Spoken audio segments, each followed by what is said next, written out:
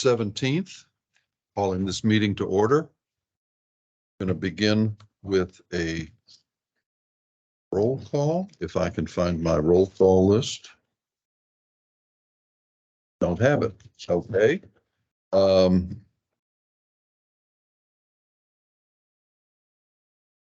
Director Bob Lux is here. Director Mike Wise. Here. Director Donna McAleer. Here. Director Betty Doherty. Here. Director Dale Walker. Here. Very good. We have a quorum. We'll begin with a invocation.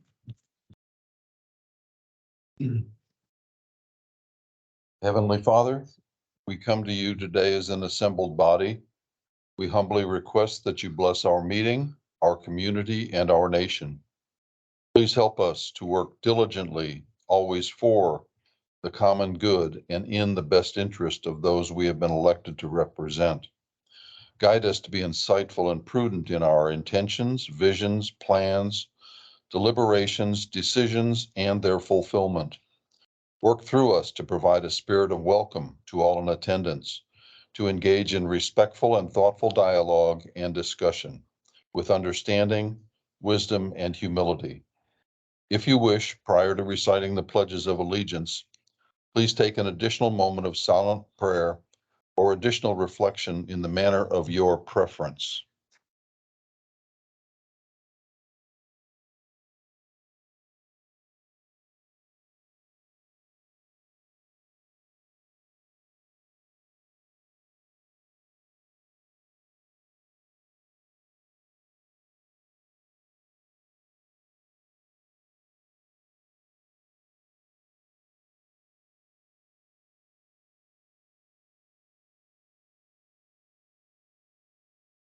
Thank you. Pledge of allegiance, please. That's for you. United States, Pledge of Allegiance to the United States of America and to the republic for which it stands, one nation, under God, indivisible, with liberty and justice for all. Pledge to the Texas flag. Honor the Texas flag. I pledge allegiance to thee, Texas, one state, under God, one and indivisible. Thank you. Very good.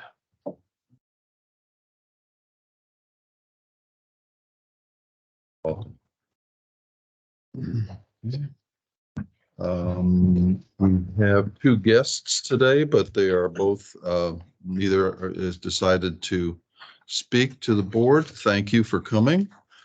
Consider and act on requests for adjustments to or relief from specific charges imposed by the district. Mr. Mooney, there's none. Should you Very good. introduce, I guess? You don't know their I will name. shortly. Okay.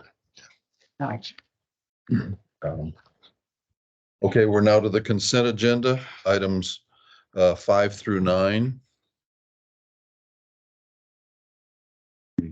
Questions for either Maureen, General Manager Peterson, or Jeannie Scott? I had a couple that I'd asked Jeannie, told her. The first one was on page 17. I read that memo 2 or 3 times and I came away seeming to know less and less each time I read it. Jeannie, if you could please go through the conversation that we had earlier about why and the comprehensive nature of it, that it's just one fee instead of many and so forth. So sometimes we have districts that want to do estimated a value, and the appraisal district will have to do that for us. They used to not charge for it, but now they're charging $750 total for when they have to go out and do the evaluations. So every time they have to go out there, if we ask them 3 times, then it's $750 to be paid before they go do it. And that's paid by the district, not the That's paid by homeowner. District, not the homeowners, because we're asking them to do it for us. Okay, and the reason was, you said, for bonding purposes? Well, if we ever needed, we had to do it one time for a bond issue, didn't we? They needed extra, Yeah, what so the current value would possibly be. unless you're looking to do a bond issue and you need increased, or you need to include the increase in value that you think has occurred from your last certified value until current, you could ask for an estimate of value. That's very common for rapidly developing districts because you have a lot of new value coming online all the time. So you want to be able to capture all that value to increase your bonding capacity. A district like yours, you're a behemoth that has a ton of value as it is, and you're not issuing any bonds. I'd be surprised if you're going to be requesting the estimate of value at possible. I'd never seen it before, and I just wondered, what the heck is this? You know, Good. I had no idea what it was either. very good. And the other question that I had was just a clarification of what's on page 15. And when I asked Maureen, she said, Attorney Yates can explain that far better than I. That pledges of securities at Wood Forest Bank, Yes, so that is, we're collateralized, our, so any funds, step back, public, you're subject to the Public Funds Investment Act. You collect, funds from the public. So all your funds are subject to the Texas Public Funds Investment Act that all, entities in the state that have public funds are subject to. That act requires that any funds that a district holds over FDIC limits have to be collateralized unless they're held in one of these intergovernmental risk pools like Texas Star, Texas Class, et cetera.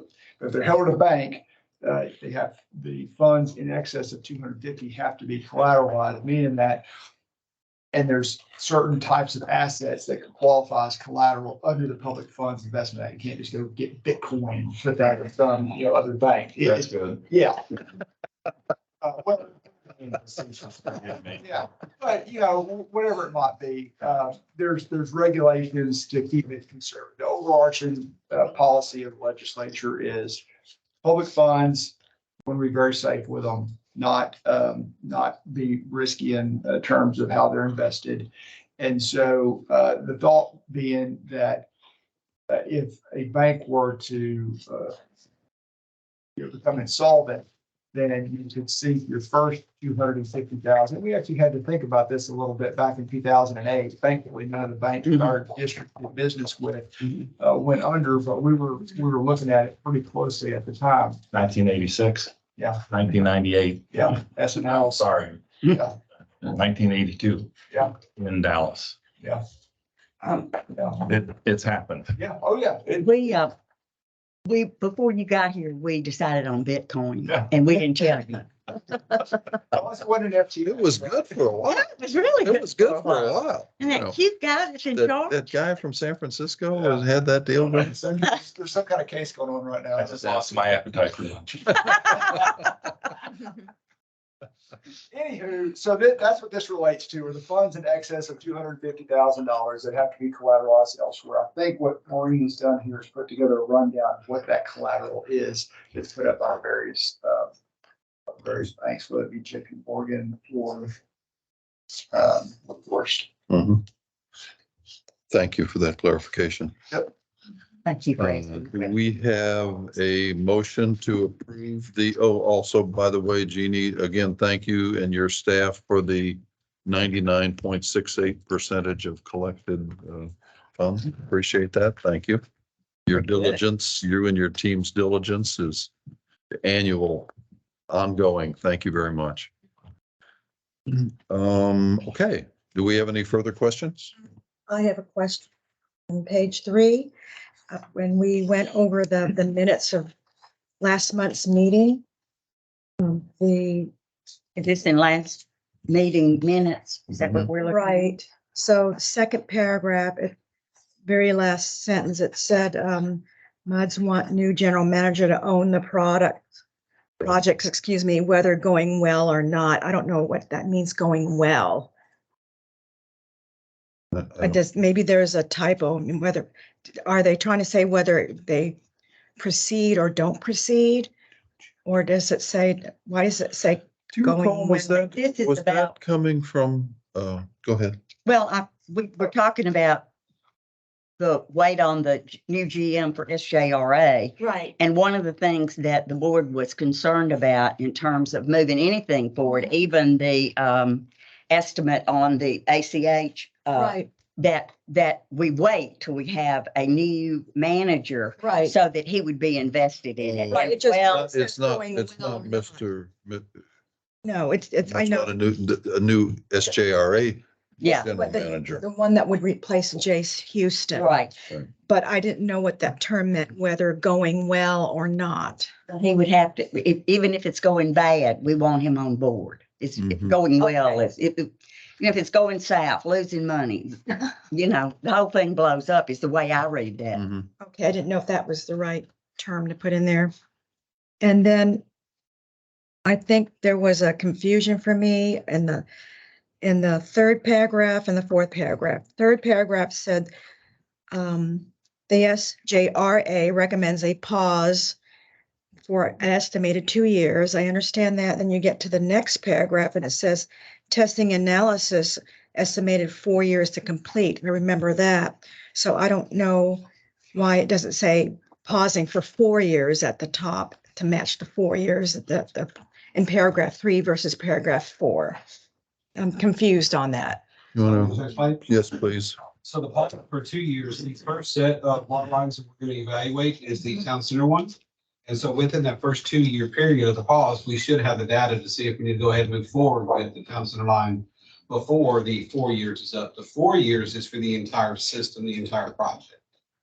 Does that clarify? Yeah, okay. Thank you. Sorry about that. Further questions? Well, I had a question on the trustee meeting summary, but is that in another part of the Okay. agenda? We'll get to that. Okay, Mhm. let's see, and, I move that we accept Whoa, the whoa, whoa. consent I agenda. think she's. Oh, excuse me. we're not Sorry. doing that. is this some operations report? Would that be anything in the consent agenda or further down? That's further. Okay, never mind, thank you. Very good.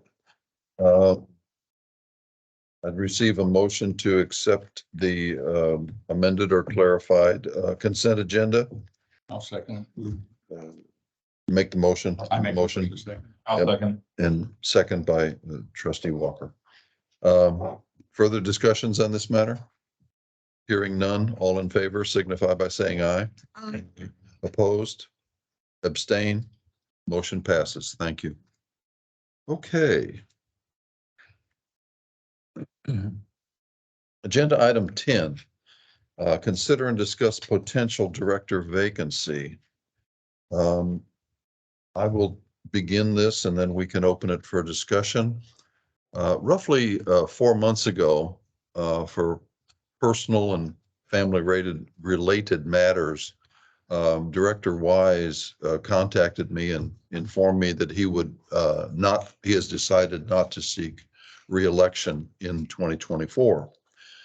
He also said that for the good of the board, as he knew that he would be probably missing a number of meetings between now and the election, that for the good of the board, he would consider for consistency resigning his office if an appropriate candidate emerged to fill his position and would agree to run for re-election to the board as an incumbent in 2024.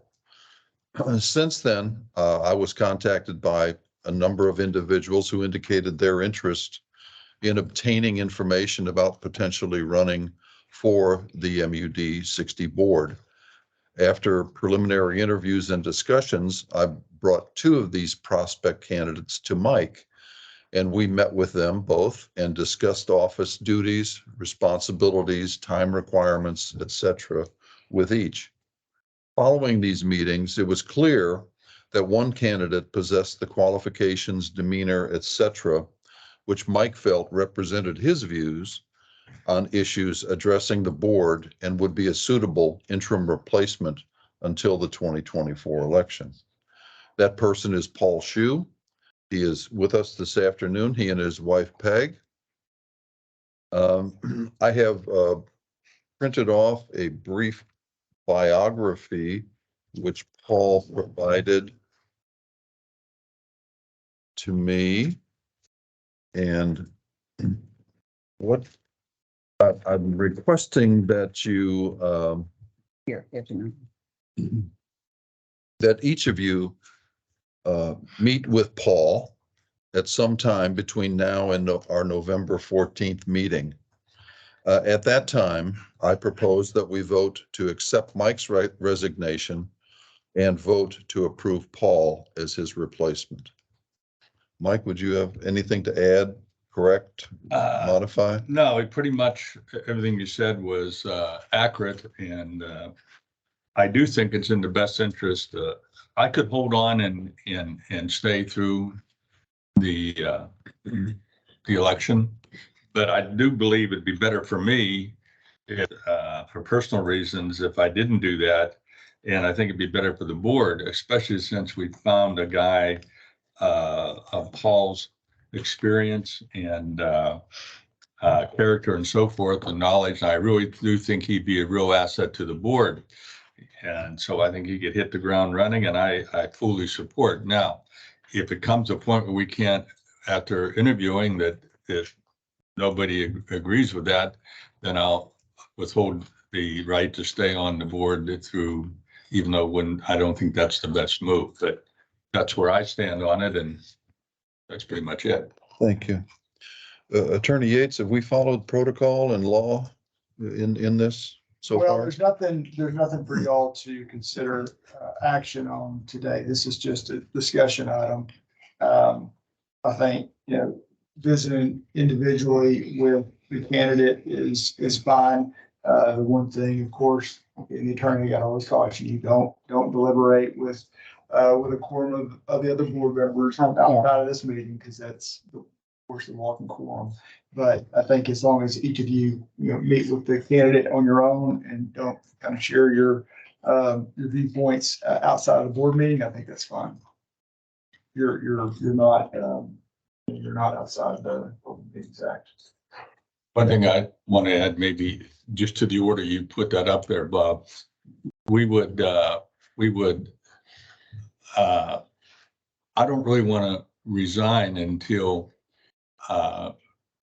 my replacement has been selected. So I don't want to turn in the letter and then have the vote. Somehow I gotta know that he's acceptable as my replacement. Could General Manager Peterson contact the board members and kind of get a probability of their vote, if that's the right way, much like a Speaker of a House goes around and talks to all of his constituents? Yeah, as long as Eric isn't used as an intermediary for a walking quorum, it doesn't kind of share. He would never allow that. Yeah. Right, I'm just saying, you asked how. Yeah. And that's not gonna happen, so then having each member talk directly with Eric would not be an issue. Is that acceptable to the board? I did want everybody to be able to interview him and talk to him and be comfortable, as I'm sure you will, as I was when I had that meeting. Okay. Am I at liberty to ask Mr. Shu to introduce himself and for just a moment or two? I mean, Separate agenda item. yeah, okay. Paul, if you would, please, just a brief introduction, Sure. where you live and so forth, some of the details that are on the bio that you provided. My name's Paul Shu, pronounced like what you wear on your foot. German spelling of S-H-O-E. This is my wife, Peg. Hi. She has interest and voice in this, no doubt, as my supporter at home. I live in Tiffany Green, so just down off of Grogan's Mill, first community on your right as you go by Research Forest. We're on our fourth or fifth home in the Woodlands. Fourth home in the Woodlands. We've moved overseas. You'll see in the bio that we lived a lot of places overseas. So we sold houses and came back and bought houses, and I think this is our third mud district. Hopefully our last. It was a downsizing exercise. I retired in 2019, worked in the oil business, Conoco and Baker Hughes is where I ended up, 50-50 roughly of years of service with both of them. worked overseas with both of them, as well as West Coast manager for Baker Hughes out of Houston, East Coast manager for Baker Hughes out of Houston. So I covered most of the United States and in and out of quite a few places. Ran P&Ls with them, performed technical services for each of them over the years. My degree's in geology. But when I joined the oil business, I ended up doing a lot of engineering work and was attached to engineering departments. I am very sensitive to our subsurface water issues. I have been for years. A lot of my friends have gotten tired of listening to me talk about our water table and those issues there. So I've watched that closely over the years, but got involved in the incorporation issues back in 21. Politically, I was very much against the incorporation, supported that effort. Got to meet a lot of people in the community. And in the 22 election, a very good friend of mine, Richard Franks, ran for one of the township board positions. I ended up being his campaign manager, although I was supposed to be just his volunteer manager, and ended up getting all these other responsibilities for helping him get elected. And again, saw a lot of the issues in the community, both mud as well as water subsurface issues, along with all the other political issues, and decided that I wanted to participate in some way, shape, or form in the community. So I've been studying since 22 where I would want to land. Decided 5 or 6 months ago that the mud business might be the place to go and be. So I called Bob, I don't know, 2 months ago, I guess, something like that, to just do some fishing, find out what the status is of the upcoming election. Having been through election, knew that you gotta do those things relatively early, and I've done a lot of reading about our own mud. So I decided that's a good place for me. So that's why I'm here today. Thank you, Paul. Thank you. Provide some service to the community. Thank you. Brian, how would you request, as opposed to publicly announcing telephone numbers, email addresses, how would we distribute this so that each of the board members could contact Paul? And We yet, could have Eric provide the information, have Paul provide your contact information to Eric, and Eric could provide it to each of the directors. Great. Great. And then you can set up your own schedules, whether you want to do it a phone interview or in person over a cup of coffee or something, up to you. Any guidance you can give on that, No, I think that's. Can we ask questions? sir? Can we ask questions? At this time? Yeah. We can do that maybe next month? But So you're a Bearcat. go for it. You're a Bearcat, right? Yes, I am. Okay, I'll forgive you. I won't hold it against you. Cincinnati is what he's talking about. Yeah, I'm Bearcat. Yeah. Yeah, I'm a Buckeye. Oh, are you? Well, nobody's perfect there. Nobody's Like, perfect. and You don't have to. like be. the old 50s Browns and doesn't like the Buckeyes. Thank you. Thank you, Paul. Question. Thank you. Yeah. When I signed in, I did put my phone number down, so if that helps in the communication. Very good. Thank you. We're now to agenda item number 8. And I had down here that we were going to have You don't mean that. not only, excuse me, You mean 11. 11. That we were not only going to have Mr. Meeks, but also Mr. Shackelford, Ms. Curtis, and Mr. Hildebrand. They've all abandoned you. They have. Mr. Meeks, you're on your own. You're on your own for the next, 3 agenda items. If you would begin, please, sir. So on page 18 starts the Woodlands monthly operations report. As we talked about last month, we're making small tweaks rather than just one major revision to the report. So you'll start seeing some stuff in the ground, maybe some stuff being deleted, but on page 18, you can see the groundwater blend ratio graph. That's the last time you're going to see that. Next month, there's going to be a different graph. We've had some recommendations come in from a couple of directors that probably going to make it a lot cleaner and easier to look at. Okay. So that graph's going to be adjusted. The other thing that we have added is on page 20, you'll see an infrastructure infrastructure maintenance table. This table is listing the various, well, we kind of consider the major equipment that's out of service or needs repair. So this will be tweaked over time because we don't want to get like some pumps and small $200 items in there, but we want y'all to know that various pumps, motors, basins go out all the time. And so we're going to be reporting those on this table here. Some items like the aeration basins at wastewater plant 1, they've been out of service since 2012, 2013 or so. So those will stay on there their duration until we demolish them. You're talking about basin 1 and 2, is that what you're saying? Okay. Yes. Financial data for the MUD on page 21 is here in front of me. If you'd like to see it. If you would, please. That's if you're around. I don't think I have some of this here. Start on page 32. Oh, wait, let me keep that one first. 30 Is there a difference? is going to be. Donna's our got, biannual no, this is, data we that just we fixed provide. it when we came in. Say again, please. I'm sorry. Page 32 to 36 is the biannual data that we provide on the aquifer levels. You know, we measure the aquifers in about February, and then we also measure them again in September. So you have 4 graphs, 2 for the Evangeline, 2 for the Jasper. 2 are from 1990 to current, and then 2 are from, I think, 2010 to current.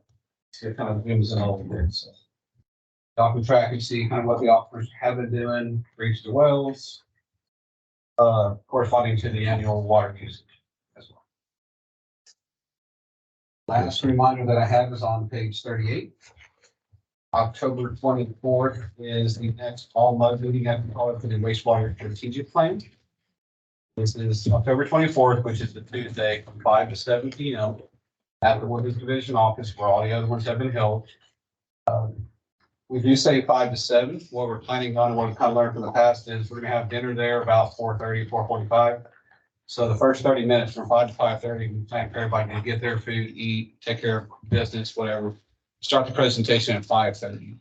That way there's not a lot of up and down and everything else. So October 24th, 5 to 7. If you plan to attend, please RSVP so we can make sure we have enough seats, food and whatnot. The phrasing of this all MUD meeting, does this mean that it's open to the public? Or that it is being all members of an MUD or all MUD directors? Directors is what we're after. The original intent is directors. Okay, are residents invited? Not openly, but I know there was some discussion before. I don't know how you'd like to address that. The intention is that it's no directors only. I know in the past couple meetings, there were a number of visitors that came. That's not the intention, although I don't know if there's a way to prevent someone from showing up. Well, I think the way the Riverthorne has set these up previously is that they are informational. They're not for discussion. They're not an official MUD board meeting.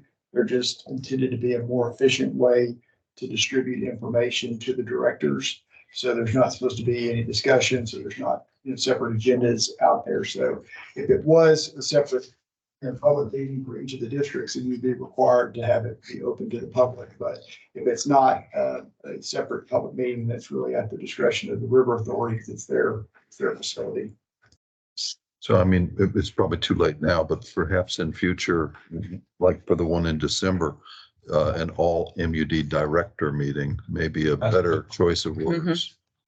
Definitely address that. And this is, my directors is not just the committee that worked on the plan. Correct. The Okay. stakeholder group was abandoned after phase 1. Mhm. Phase 2 has basically just been a lot of behind the scenes, and now we're bringing the data. Okay, Now, this is what I'm going to say is an important meeting to attend because we're going to announce what the preliminary estimate is of the entire plant and all the facilities along with the plant layout. Prior to the meeting, if you want to go to the Google Drive and kind of do some research on what was discussed before, about 18 months may be good. We do it every day, so we know that 18 months, y'all may want to just kind of recap because we're going to give things 15 to 20 minutes max of recap in the past 18 months and hit from there going forward. But the general plan is you have this MUD meeting, this director meeting in October, the final one's in December, And then discussions on path forward and voting for the preliminary engineering and design and bonds and all that starts soon afterwards, early 2024. So you have 2 meetings to get a lot of good information on the cost and layout. Also, if it matters, I know before, if there have been some director or potential directors, they've been allowed to come as well because of their potential sitting on the. Mhm. This, would this be a good meeting for Paul to attend? You said potential. Right, it's up to y'all. I was just saying, in case that question came up, I know in the case of him, he's kind of quasi, he's kind of, could be a director, but he's still public, and we haven't said anything about that. Those people not attending. We can do that discretionary case by case. Yeah, I think this would be. Authority's discretion. Sure. I'm not opposed to it. Okay. Yes. Anything further? That's all I have. There's a lot of good, the one thing I do have, the biggest thing we talked about, there's a good summary in the trustees report. I just want to go through a little bit more. The AC water lines, like we talked earlier, we did the straw poll last month to pause design and construction on the AC water lines. The town center water line is already like 95% designed, so we're going to finish that one to 100%. Okay. So any new design is going to stop, any new construction will stop. Okay. What we're looking at is we've put an RFQ, or we open an RFQ request for qualifications on the street. From that, we hope to get a consultant to come on board to help develop a scope on how to do the AC waterline condition assessment program. That'd be broken up into phases, phase 1, 2, maybe 3, maybe 4. That's where you get the, pause it for 2 years, because we imagine in the first 2 years, we should get some good data to say if these lines need to be done. If they do, we're going to come back and ask for them to move forward. If they don't look like they need to be done, then we'll finish testing the rest of them as well. So the plan right now is there is no action on the AC water lines for y'all. We're planning to come back in early 24, so probably around the January to March timeframe, and bring the scope, potential consultant, the fee and all that, because right now there is no budget for any of this. So high level update, but any questions on that or anything else, I'll be glad to answer. Just to skip over to the Here's a- report, is that? On the trustee meeting summary, it says the Texas Water Development Board granted supplemental funding of 1.3 million for water planning, and Region H will receive 422,000. So are we Region H, or what does that Yes, ma'am. sentence mean? That we're just going to get $422,000? Is that going to go towards something like Bear Branch Dam or? So Region H is maybe 13 different counties, Harris being one of them. with Harris being one of them, so. Oh, we're dropping the bucket. Exactly, exactly. But Okay. it's not for, But we're getting- it's not for individual agencies, it's for statewide planning of that entire region. So to look at all the counties and entities at one time. So So we'll get like $10 of that or something for. drop it. The help Actually, with when I looked at that, I thought that's what, roughly 20% of, so that's not bad when we're going up against Harris County, for heaven's sakes, and 11 others. I thought we'd fared.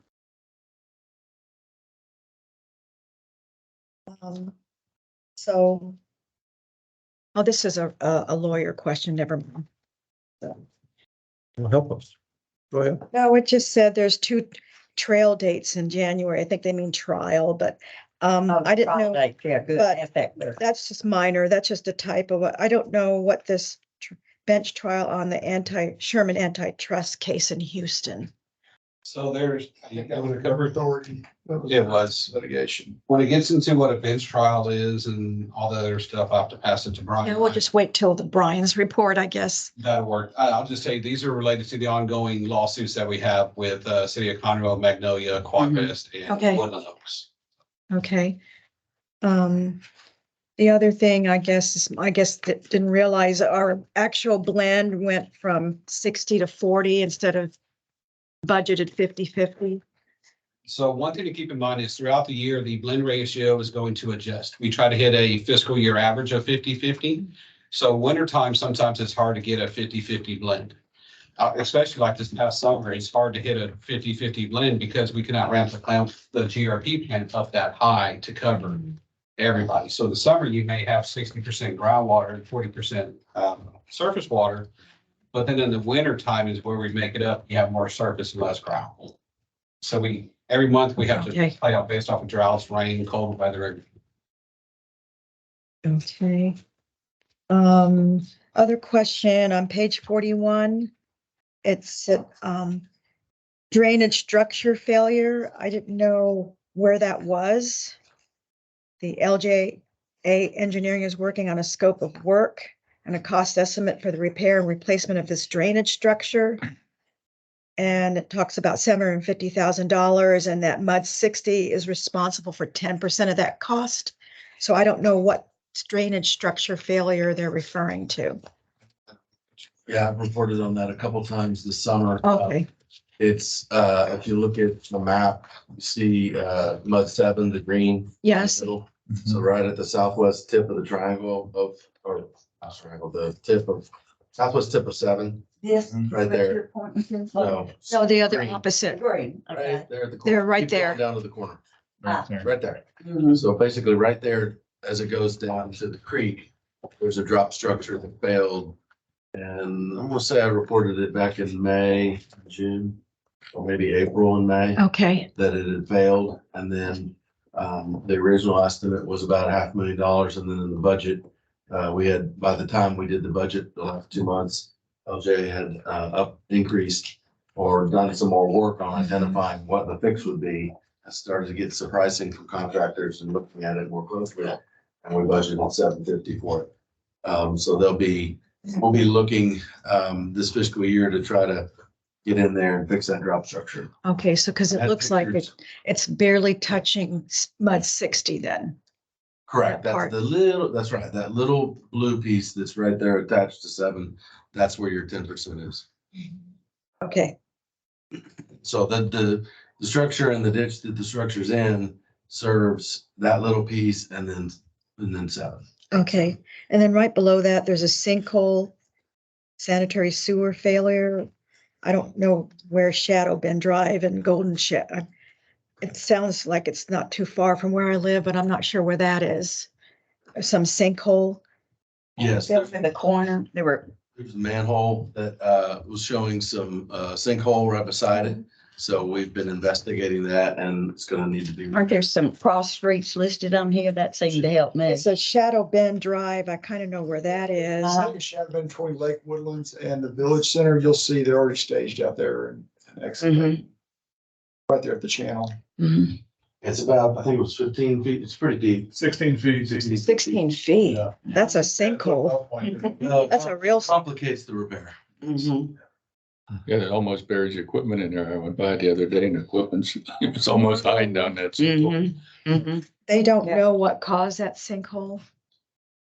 Eye failure. Oh, pipe failure. Okay, That's- okay. Um.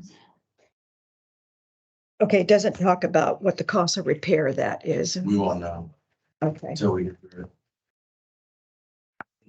it. okay. I think I think that might be it.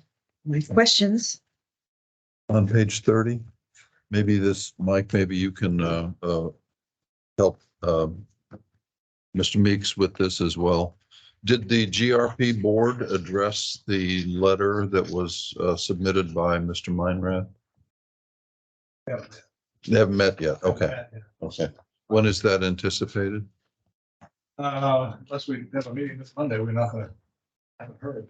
We have a meeting this Monday. 23rd. Yeah, we were gonna cancel. We got last minute request. I haven't heard from any of the GRP review committees if they want to add that to the agenda to be discussed or not. So Is that contract with LAN still open? Or have they completed their contract? They've submitted their report and that's it? they've completed it at this point. But there's, little stragglers where they're staying on to read some things and answer some small questions. Okay. I assume that takes care of number 12 too, Yes, sir. And 13, or no, you haven't got to 13, Bear Branch I have no update on, Bear Branch, or Spring Creek. and there's no update on Spring Creek. I'll check and see why the one pager wasn't added for Bear Branch. That's something we've been doing since it is an active project. But that is managed out of the flood management or Bear Branch division. So Very good. There's a small update on Spring Creek. We're gonna be meeting with, Commissioner Nowak to get him up to speed on everything that the latest that LJ is working on in that study. So that was something that Jim was working on earlier this year, that didn't come to fruition, so. Has that date been set? It has not. No, I spoke with the commissioner today and we'll be working on it through June.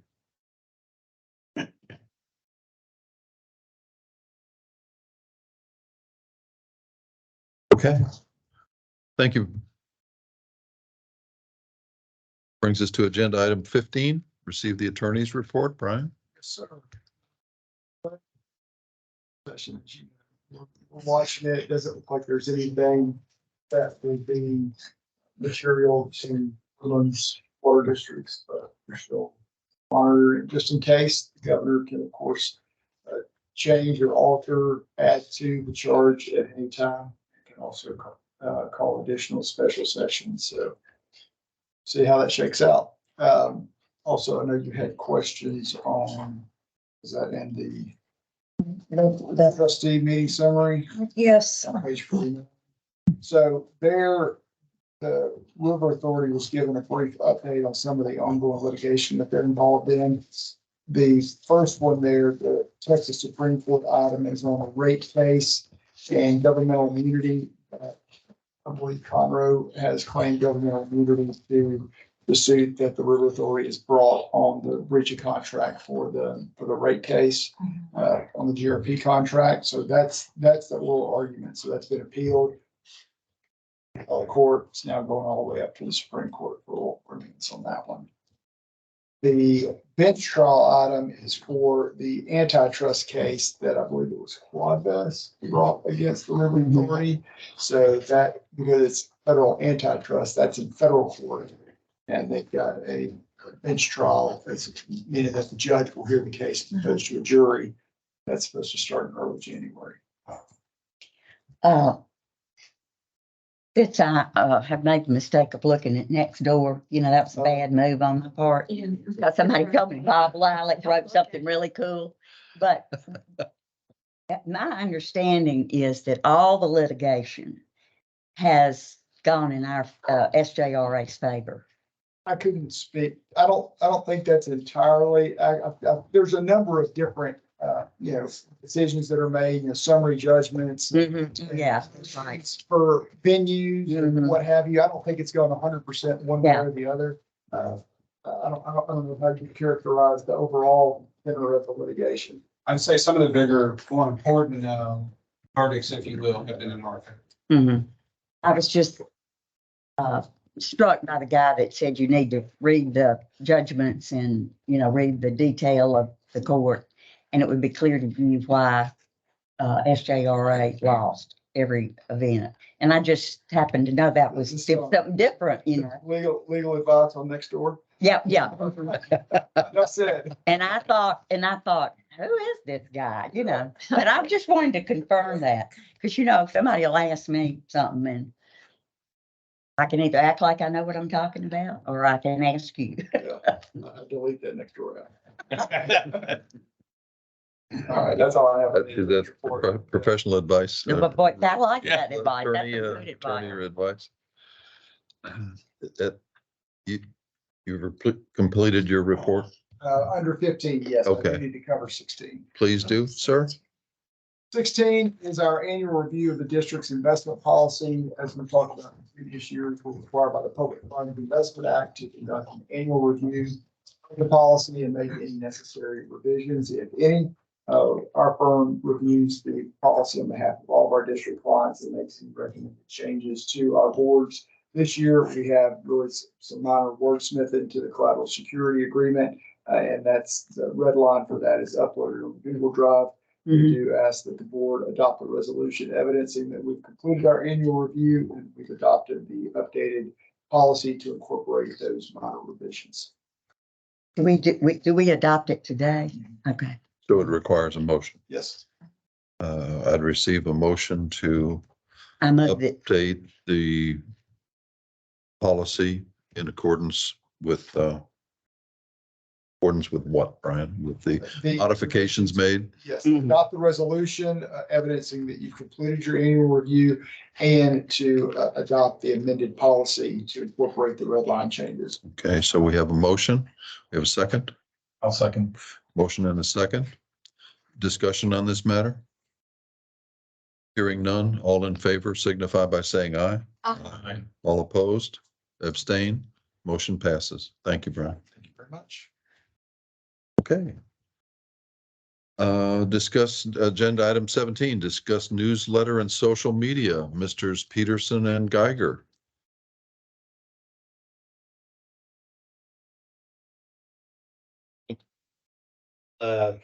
We want to get into the communications report proper. I was going to speak to that within the report. So if you want to turn to page 45. Last month I did share with you some public communication trends we were observing. And the month since then, we've seen those trends continue. A lot of that emanating still from the drought, from higher water bills. You still see, especially as we look across social media platforms, a lot of disinformation, a lot lack of information, concerns about rates, concerns about surface water, and so forth. But when you really look at a lot of those communications, again, coming on social media, you're seeing the vast majority of that coming from outside our boundaries, from residents with other providers. But we care, because we're caring people, but we also care because there's a risk there, right? There's a risk that influence that influences our customer base. So we need to stay vigilant, and we have been ramping Brian, up. I'm staying vigilant. Me too.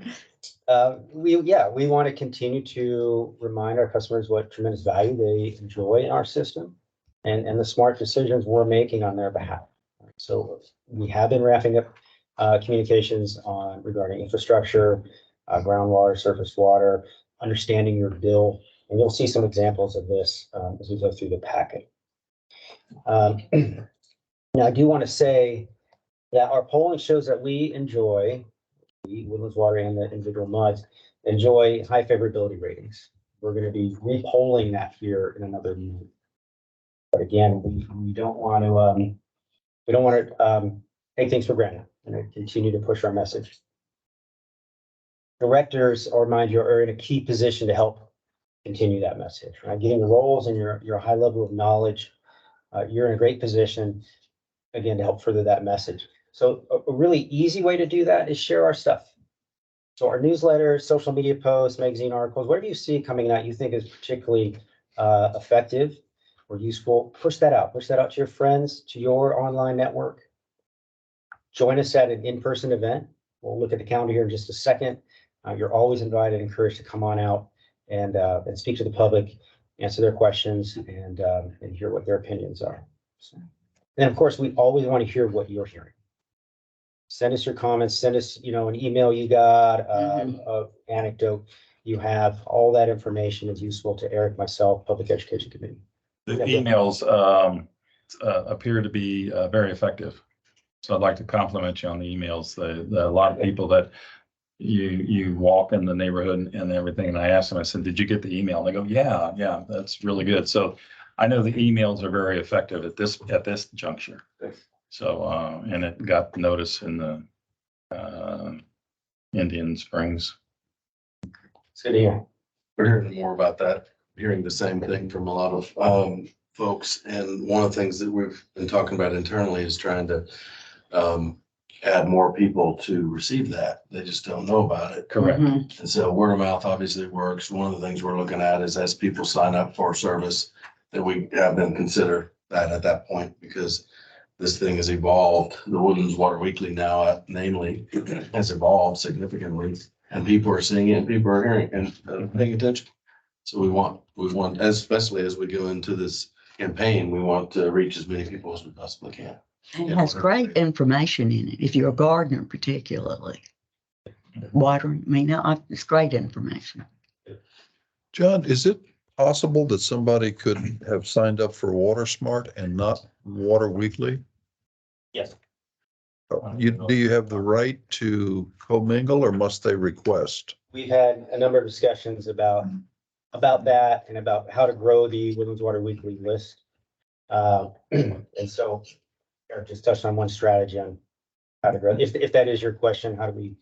I don't know List? if legally, can you join the two email lists, or must they be request each as opposed to checking one box and getting both?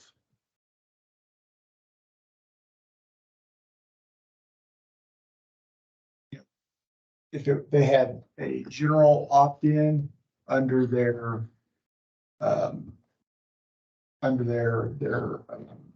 application form to get service, or if there was some other terms where they accepted their email being used for district purposes. It would depend on what the language was of that authorization.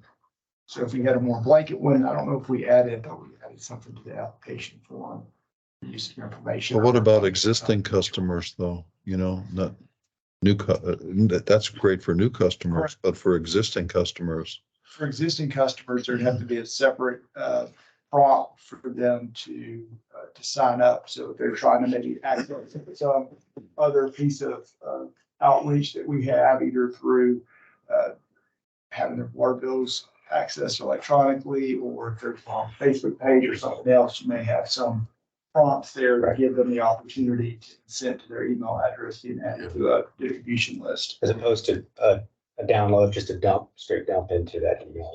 Yeah, we're still looking at an application, virtual or in-person application opt-out.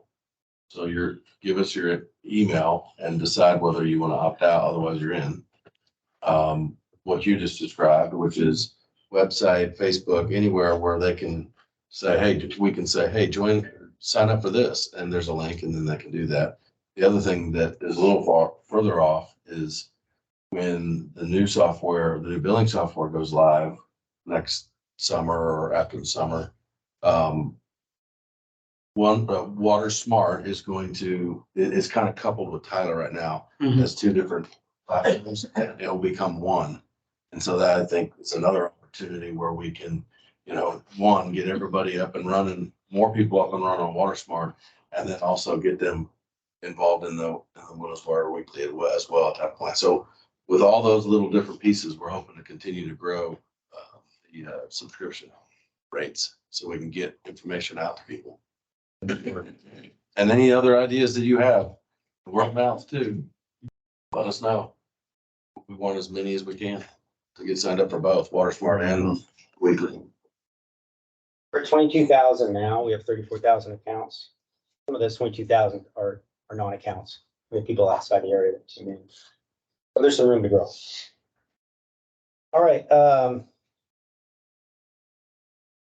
This quick update on the infrastructure renewal communications consultants. So that process is continuing. We will have a strategic plan in place by the end of January.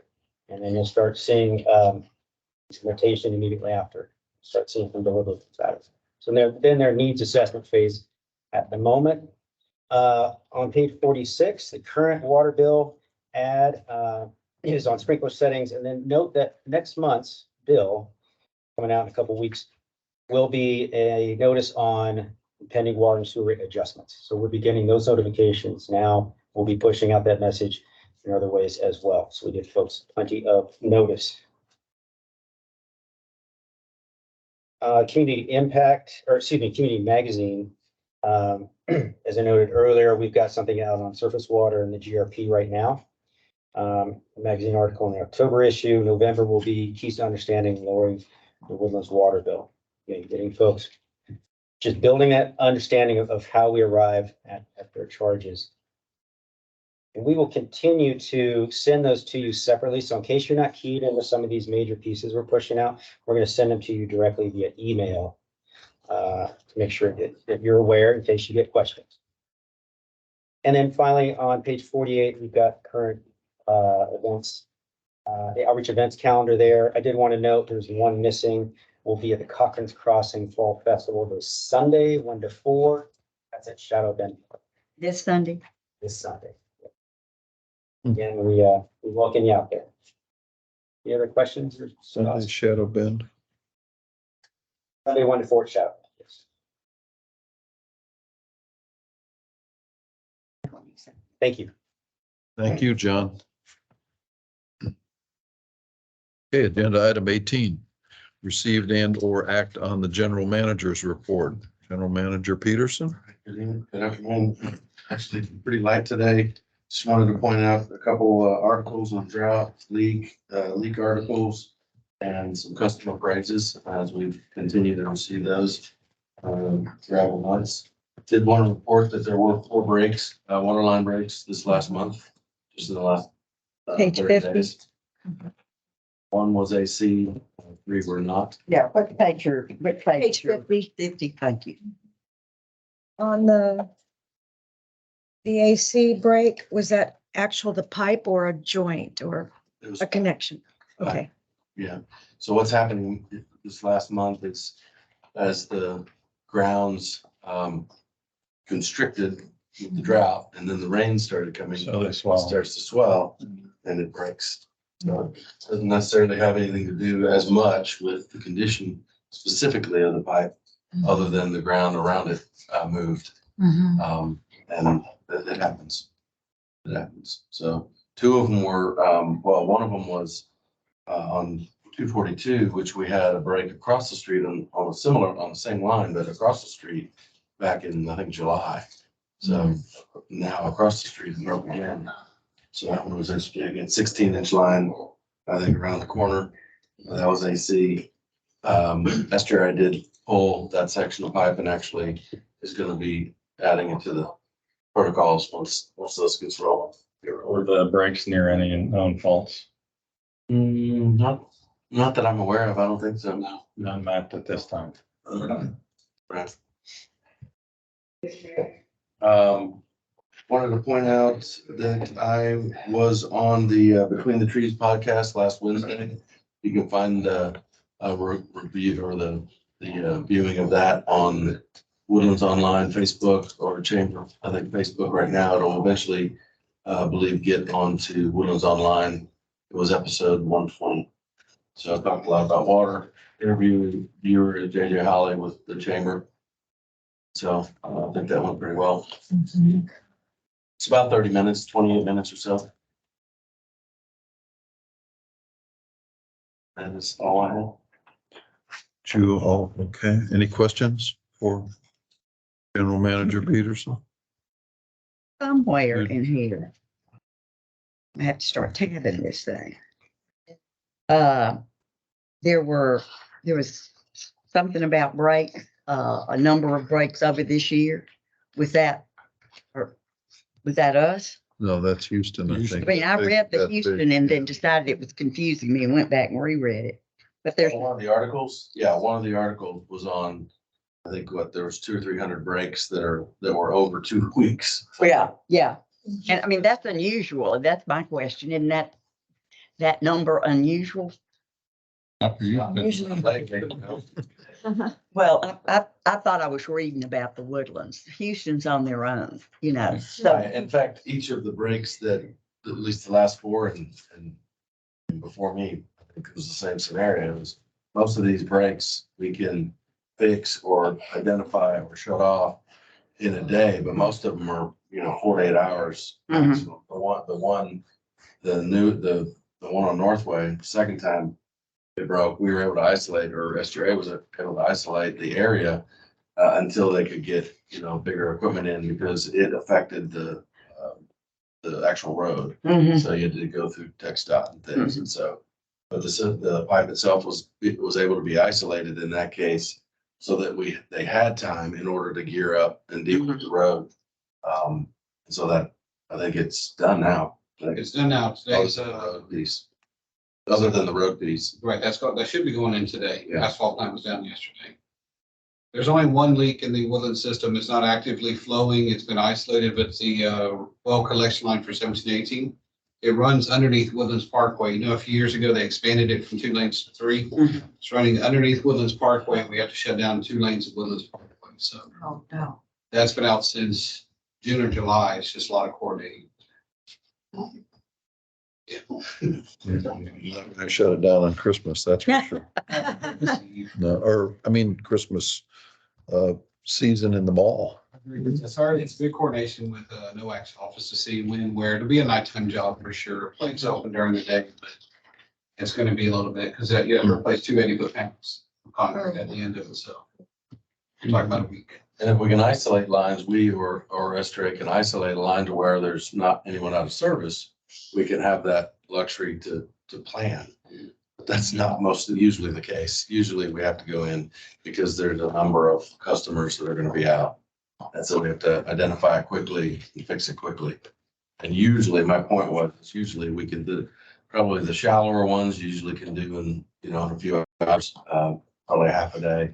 But the bigger, deeper ones, bigger lines, if it's small, again, it gets a lot easier if it's smaller lines that are shallow, but if it's bigger lines that are and a roadway, if that's at play too, complicates things and makes it long. But generally, within a day, we're usually able to get it fixed. When I say we, Woodlands Water and STRA. Personally, I think the relevance of this article about Houston is not to pick on Houston, but, because there's examples of this, as you all know, that across the country of cities that are in pretty much the same condition. And that's what happens when you get behind on renewal and maintenance and upgrading of infrastructure. And that's why I think it's relevant to us to make sure that we stay ahead of this, because otherwise you end up being like a dog chasing his tail. You just never get there. And cities that are run by city councils and that are over the water, if you'll check, You know all who's about, running it. you know all I about mean, that's, what they, that's what they did the with the demise funding about with jackets. the city council and the mayor and all that, get reelected. They wouldn't fool with the infrastructure because it was going to cost more money and more taxes and so forth. I did find where I wanted to ask the question about more than usual. And that is the work orders during the month, which is 2,035 work orders. Is that more than usual? What page is that? 42. 42. I mean, I don't remember when we've been looking at the number of stops that they make to turn the water off and on. And up above it, there's the 1,088 work orders for leaks and redo of boxes and so forth. That just looked like a real high number to me. You mean read you the whole sentence? In the summertime, it's not out of the norm, The norm, okay. especially a drought summer. Mm-hmm. A lot of meter checks, they just want to make sure they don't have a leak. Mm-hmm. A lot of people moving in and out during the summer. Mm-hmm. Well, what I'm trying to tie it back to is people that are complaining about the cost and everything that we're doing. Are they asking for checks, to check their system, come out and, help them with? Alerts, and they don't know, they don't see a leak. They just want to know, I'm getting alerts that I've got a leak. I don't see it. Uh-huh. Can you help? So a lot of those aren't actually something that needs to be repaired. It's just they're out there. They want you out there looking at it. See it, or, something leaking out in the yard. They just don't see it. Yeah. Yeah, not a repair necessarily, Yeah. Right. but just a I was just expecting that there would be a lot more requests for, looking at their system and why is it so high and what's going on. Yeah, well, there is a lot of that for sure. Mhm. We still offer the wise guys, irrigation inspection. And that seems to, Encourage everybody, like John said, to sign up for Water Smart, so you can kind of set your own alerts and triggers to when you get notified Mhm. of a leak or a high consumption. It's just trying to get more people to get more skin in the game. Mhm. Well, I talk to people who aren't smart enough to get on Water Smart all the time. One more question. I forgot about 242, the break. What is the age of the pipe that gave you problems this time? The ballpark? I'll have to look. It's PVC, so it's probably in the last 25 years or so. Okay. But there's casing under 242. And, To protect them. well, so if the pipe, yeah, to protect the roadway, if there's a Protect. break, it doesn't come up in the middle, it comes out. So you got a outer casing and then you run the pipe through that. You got it. Okay. And then what's the angle on that pipe? You know, if it's just shortest distance right across it? Yes, right across. I don't Okay, so think- it's perpendicular to the road. Right, yeah, this case, they didn't have to go, catty corner, whatever, so it Okay. was straight across. The pipe, however, is not exactly straight, and that's what caused the break on both sides. Is the pipe was coming, so if your casing was like this, pipe was coming in like this. You got a little bit of a bend in it. Right. They and a make the weakness. pipes and fitting using fittings. Okay. But if you'll notice, the first 242 break had like 2.5 million gallons of water loss. Wow. This one had less than 400,000 because we're using about. Okay. Thanks. Were you going to do something with the Public Education Committee or did John I can. broach that? Would you please? Dale and I talked at the last meeting. We asked, didn't y'all want to do another issue to 60? And I asked at the public education meeting, how did that fit into the overall plan? And there seemed to be some concern about us doing another one. So, and I reminded them that we sent it through all the appropriate people for it to be approved. That, we weren't going to put something out there that wasn't looked at and approved by everybody. We were just thinking it would be a good thing to continue to communicate. I mean, isn't that right, Dale? I think it was helpful. Yeah. I mean, we got some good feedback. Yeah, that's, So, but we don't have to do it. We can wait till they get through with their master plan. Okay, I mean, you Hopefully could, that was an annual report, on what y'all did last year. well, we really weren't gonna make this, the one that we did, which many of the MUDs did, was sort of an annual report. And then we were thinking, because we got good feedback from that we would add an update. I mean, we've got so much stuff that we could just do one picture on a page and say, look what MUD 60's done for you. I mean, nothing real intense. And just so you're staying in communication with them. And that's what that's what I was talking about. Dale and I hadn't sat down and talked about the specifics of it. And I didn't call you after the PEC meeting because I thought, sounds like we need to wait, is what I was thinking. But we don't want to go counter to the overall strategy. Yeah, that, Yeah, I don't know that interferes. I mean, I think that the original intention of the annual was just to kind of talk about what 60's doing and the other districts were doing. That could be annual, or it could be, yeah, none of the other MUDs are really talking about doing it more frequently. As of yet, you first asked that question, but you could do it. I think but I don't think that really was already originally diving into the PR thing anyway. So I don't think they interfere with each other. well, I just wanted to be sure, because Sure. this is something we were talking about. And, Well, and I can update the next item. I think item 17 was to talk about your question. John spoke about in the comment report, it was in my report. And then item 18, just to give an update on the PEC, we had a meeting last week. And we reported in the PEC that we did have a meeting yesterday, myself, with the new PR firm, Holloway, that was selected, and had our initial meeting.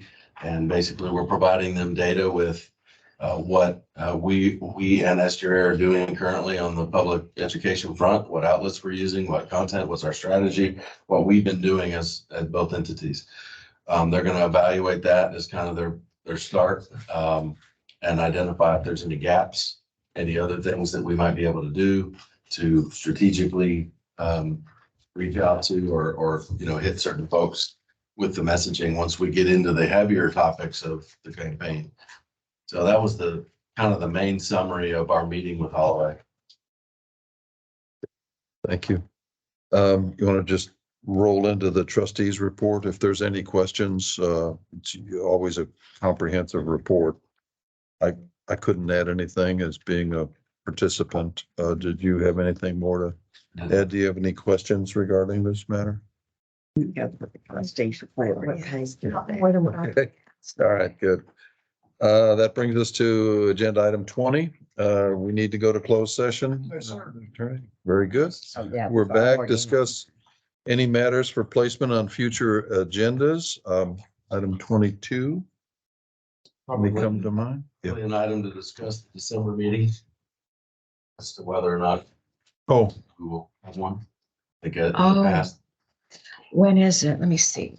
It's, 17th or 19th. well, I got the I calendar. got it right here too. Ours is the 19th. The 19th. Yes, you're right, the 19th. Mhm. Well, that's kind of a week before Christmas. Is anybody leaving town? We can add that for discussion next week. Yeah, Because we'll it's- put it on the calendar for Last next time time. it was like 4 days before Christmas or something. This Yeah, and if is a there's week. not any, I mean, even this month, there's not a whole lot of heavy items. If there's not any heavy items we need to hit, then we can consider it. Well, Eric, Mud 60 is dedicated to the work that they do. Yes. And so last Christmas, we felt like it was important that we stay, nose to the grindstone. And so we will be taking our work into consideration because that's just who we are. That's true. Couldn't have phrased it better myself. Hearing any further addition? Yes, ma'am. Forgot to ask when we were talking about taxes earlier, I forgot to bring up on page 13. It said our month-end invested balances dropped almost $10 million. So I was just concerned about that. Is that just the market is doing bad? That's what's paying it. That was- It said month-end invested balances decreased from 57 million to about 47 million. And then it goes on, we're invested in Textpool, Techstar, TextClass. And all that. Who sets bond payments? Mhm.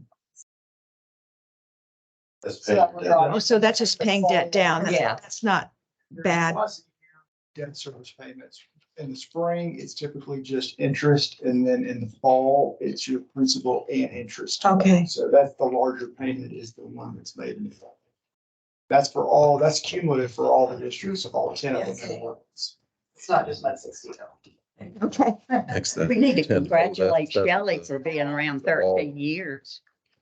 Bob, Yes, don't we need to congratulate her? and I've her already accolades? done it, but you want to come in behind and Thought it needed to be in the Congratulate her, that's minutes. fine. I thought it needed to be in the minutes because we can run this operation with. if there's no further business, I will adjourn this meeting. Thank you. What do you got? Something else? Well, are we going to discuss the replacement of Mike Wise on the next meeting? Yes. Is that going to be on the agenda? Yeah. Okay, Yes. yeah, all right, I don't know if Good that's, catch. Add that to the Yeah. agenda. okay, all right. so I didn't No, earn thanks my for that keep double today. check. You did.